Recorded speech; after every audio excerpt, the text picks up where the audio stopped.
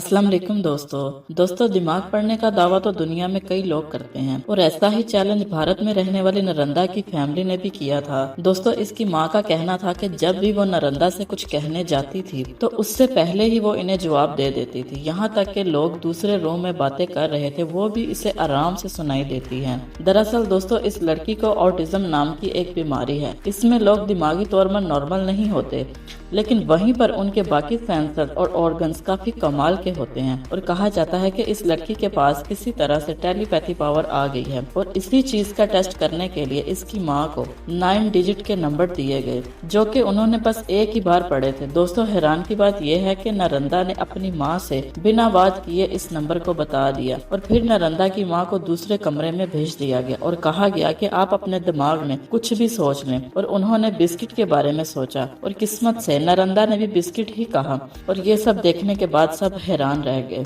तो दोस्तों आपको क्या लगता है नरंदा के बारे में, मुझे कमेंट करके जरूर बताएं और जाने से पहले मेरी वीडियो को शेयर करना मत भूलें। तब तक के लिए मुझे इजाजत दें। अल्लाह हाफिज।